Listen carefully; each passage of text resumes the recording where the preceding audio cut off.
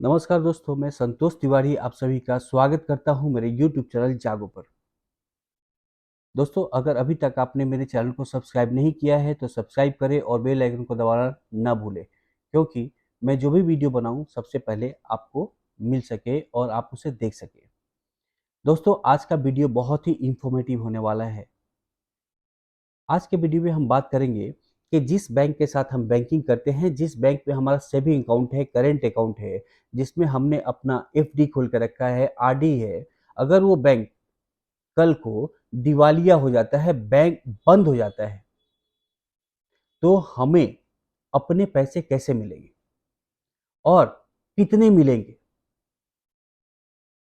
दोस्तों, मैं आपको एक इंफॉर्मेशन देना चाहता हूं कि reserve bank of India RBI का एक विशेष प्रभाग है जिसे हम बोलते हैं DICGC, जिसका फुल फॉर्म है deposit insurance and credit guarantee corporation, जिसके तहत हमारे देश के सभी बैंक रजिस्टर्ड है। इवन विदेश के बैंकों का ब्रांच अगर हमारे देश में है तो वो भी DICGC के अंतर्गत रजिस्टर्ड है।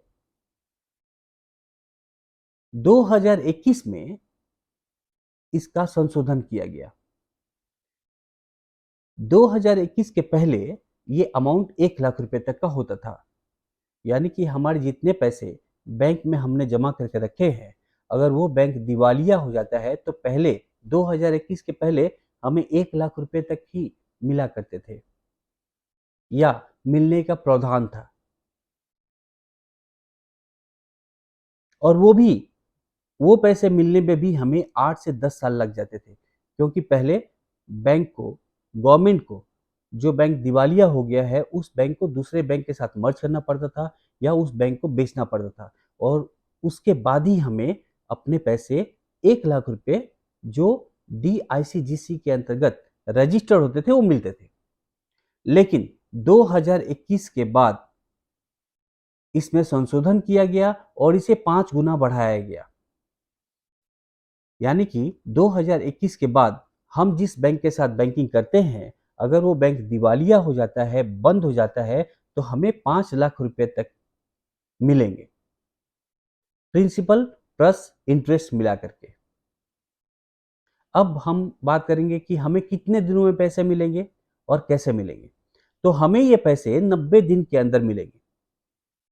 जैसे ही कोई बैंक दिवालिया होता है, DICGC उस बैंक का कस्टमर्स के सारे इंफॉर्मेशन कलेक्ट करती है, जिसमें 45 डेज लगते हैं, और इन्वेस्टिगेशन करने के बाद 90 दिनों के अंदर 5 लाख रुपए तक का पैसा हमें रिटर्न करते हैं बैंक DICGC।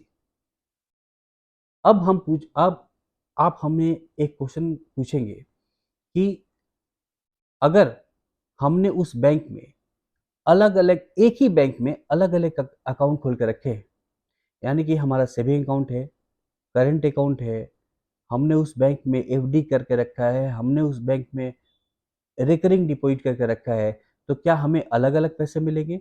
जी नहीं, हमें सिर्फ 5 लाख रुपए ही मिलेंगे। लेकिन अगर हमने 20 लाख रुपए चार बैंकों में रखे हो और चारों बैंक एक साथ दिवालिया होते हैं, तो हमें 5 लाख रुपए करके चारों बैंक से मिलेंगे।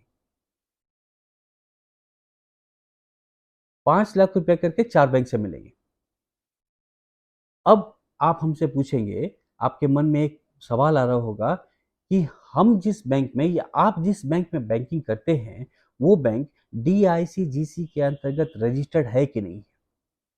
तो दोस्तों, DICGC का वेबसाइट मैं अपने डिस्क्रिप्शन बॉक्स में दिया हूं, वहां पे आप जाएं और देखें कि आप जिस बैंक के साथ बैंकिंग करते हैं वो बैंक DICGC के अंतर्गत रजिस्टर्ड है या नहीं है। सिर्फ सहकारी समिति बैंक को छोड़ करके बाकी सभी सभी बैंकें DICGC के अंतर्गत रजिस्टर्ड हैं। दोस्तों, आजकल बहुत सारे नए नए बैंक आते हैं और वो लुभावने ऑफर हमें देते हैं।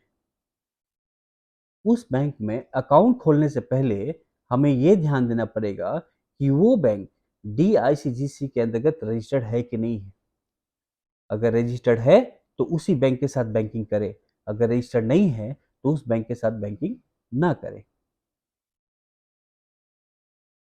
तो आज का वीडियो और आज की जानकारी आपको कैसी लगी, ये मुझे कमेंट बॉक्स में करके जरूर बताएं।